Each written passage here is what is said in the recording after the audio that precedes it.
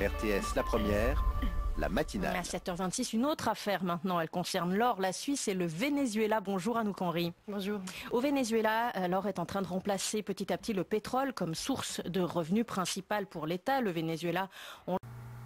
Donc la nunuche de service toujours prompte à faire de la propagande anti-vénézuélienne pour cause, parce que c'est un pays qui résiste à la mondialisation et surtout aux États-Unis, aux américano-nazis. Elle est en train d'expliquer que l'or est en train de remplacer le pétrole, mais sans dire pourquoi.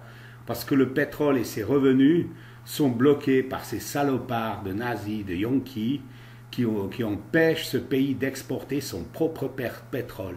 Ce qui est complètement illégal de la part des États-Unis, mais ce n'est pas notre journaliste qui est totalement lèche-cul des États-Unis qui va expliquer ça aux chers auditeurs, n'est-ce pas? On le sait, frappé par les sanctions et par la chute de la production de brut, le régime de... Élément de langage, le régime. On t'emmerde le régime. Nicolás Maduro a été élu 2 fois tout à fait démocratiquement et ce n'est pas le coup d'État soutenu par les Yankees qui a changé quoi que ce soit. C'est toi qui es régime, tu as un régime de banane dans la tête à la place de cerveau, oui. Nicolás Maduro a trouvé son salut dans ce métal. Il écoule l'or extrait illégalement dans les mines du sud du pays. Alors si on en parle... Donc cette débile mentale est en train de nous expliquer qu'on est en train d'extraire illégalement de l'or dans le sud du pays. Mais depuis quand? Mais elle est débile cette femme. Si en Suisse, au Tessin, on trouve de l'or, et puis le gouvernement suisse à qui appartient, mettons, le terrain et l'or, décide de le vendre, en quoi c'est illégal? C'est toi qui es illégal. Qu'est-ce que tu fous à la radio, à la télé, pour raconter des inepties pareilles, hein? Parle ce matin, Anouk, c'est que la Suisse joue un rôle central dans ce système opaque au point que l'opposition vénézuélienne demande des actes. Anouk. La seule chose qui soit opaque là-dedans, c'est ton cerveau embué, la pauvre. Parce que l'opposition vénézuélienne, c'est une fiction qui a été mise en place tout simplement par les États-Unis. C'est un coup d'État, ce n'est rien d'autre. Ce type, il est soutenu par personne. Et quand on lit d'autres médias, malheureusement, parce qu'on est obligé de passer par d'autres médias, comme la télé russe, RT, ou bien lire Sputnik News, qui est aussi russe, et qu'on découvre la réalité des choses et la vérité, on se rend compte que la seule chose qui soit opaque, c'est toutes ces saloperies racontées par les médias menteurs des médias occidentaux. Il n'y a rien d'autre d'opaque. Vous avez enquêté sur ce trafic. Comment la Suisse est-elle impliquée?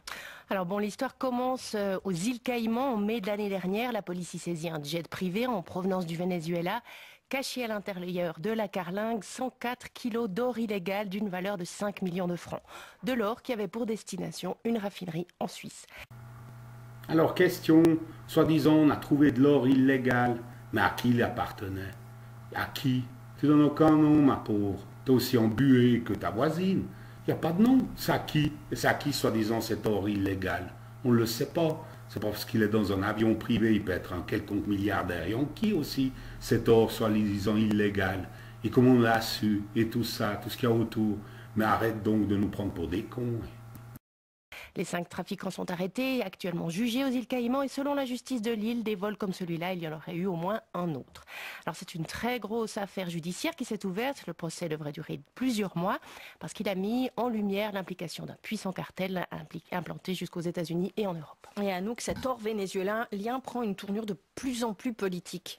Oui, parce que le métal précieux alimente la grave crise que traverse le pays. L'opposition accuse Nicolás Maduro et ses proches d'exploiter des mines illégales dans le bassin du fleuve Orinoco. La nana sans cerveau continue dans la débilité. Depuis quand une région d'un pays peut-il être illégale? Mais depuis quand? Mais t'es complètement à la masse, ma pauvre. Si c'est dans le cadre du pays, c'est que ça appartient au pays. C'est dans ce cas-là, le gouvernement a le droit d'exploiter son propre or. Ça n'appartient ni aux multinationales des américano-nazis, ni à un quelconque milliardaire qui aurait mis la main dessus. C'est ça qui fait que tout ça fait tellement mal au cœur des Yankees. C'est qu'ils ne peuvent pas gratuitement exploiter tout ce pays. Et ce Juan Guaido, qui n'est rien d'autre qu'une espèce de marionnette de ces salopards, c'est pas lui qui va être là la référence, même s'il est invité en Suisse, bien sûr. En Suisse, on invite tous les salopards de la terre, ça c'est pas nouveau. Hein. Donc, dans le sud du pays, c'est un véritable Eldorado pour les matières premières, mais où pullulent les groupes armés illégaux et les réseaux criminels. Ça prend de telles proportions que lors de son passage à Davos en janvier, le leader de l'opposition, Juan Guaidó. Alors ça y est, elle cherche à créer l'amalgame entre des groupuscules armés, etc., etc., et le gouvernement vénézuélien. Mais tu penses vraiment sincèrement que c'est les mêmes? Alors que ceux-là, donc les groupuscules armés, ils vont travailler pour eux-mêmes, ou bien pour des quelconques mafias, yankees, etc. Et le gouvernement vénézuélien n'a rien à faire là-dedans. Qu'est-ce que tu crées l'amalgame? Ça ne te dérange pas. Hein? On ne doit pas créer d'amalgame entre terroristes et islam, mais par contre, on a le droit de créer l'amalgame entre des groupes armés et le gouvernement vénézuélien. Ça ne te dérange pas. Hein? La théorie des doubles standards, tu ne connais pas ça. Hein? A demandé à l'Europe d'intervenir. Il faut mettre un terme à ce commerce illégal de l'or. Il détruit l'Amazonie, nos communautés indigènes.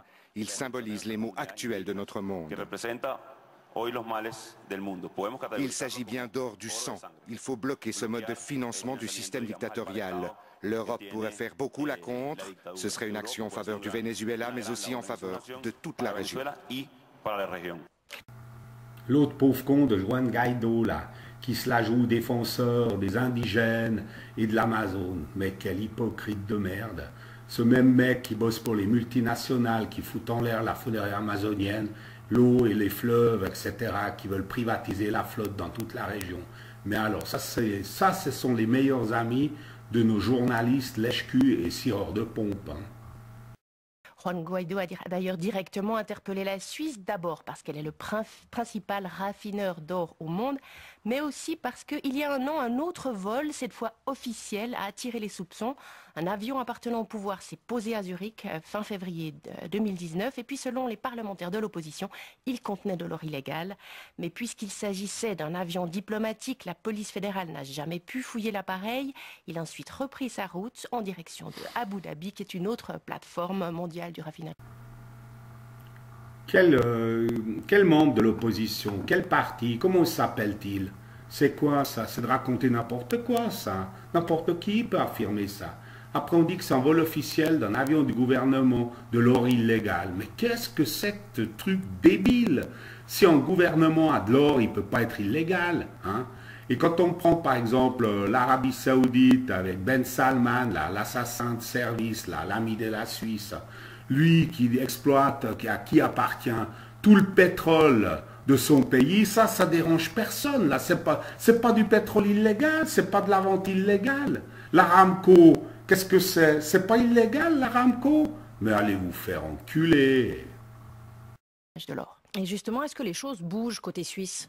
Alors disons qu'il ne se passe rien d'officiel. Pour l'instant, le ministère public de la Confédération n'a pas ouvert d'enquête sur ce trafic en provenance des îles Caïmans. L'or vénézuélien ne semble donc pas inquiéter la justice. Et pourtant, il faut savoir qu'il y a des procédures en cours pour blanchiment d'argent. En 2017, la FINMA, l'organe de surveillance des banques, a lancé plusieurs procédures. La compagnie bancaire helvétique, Crédit Suisse, HSBC notamment, sont soupçonnés de blanchir l'argent de hauts responsables vénézuéliens. Ce qui est sûr, c'est que la pression internationale augmente autour de l'or illégal, notamment de la part des États-Unis et de l'OCDE. Alors, continuons là-dessus. La pression augmente de la part des États-Unis et de l'OCDE, c'est-à-dire des américano-nazis hein, qui veulent tout contrôler, comme les nazis le faisaient dans le temps, et que nos médias transmettaient avec beaucoup de vaillance les nouvelles selon les points de vue des nazis. C'est-à-dire que le gouvernement légitime vénézuélien n'aurait pas le droit de vendre son or. Alors maintenant il y aura des trucs pour blanchiment, etc.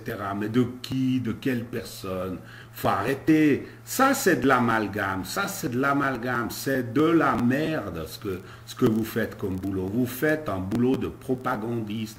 Et je dis et je le répète, vous êtes les dignes enfants de Goebbels. Vous bossez comme vos prédécesseurs au temps des nazis. Vous n'êtes pas différents. Et pour la Suisse qui raffine la plus grande partie de l'or au monde, eh bien les enjeux sont énormes. Et merci beaucoup Anouk. Et je précise que vous reviendrez plus longuement sur cette affaire, sur cet or vénézuélien à partir de 8h10 dans Tout un monde. Merci à vous.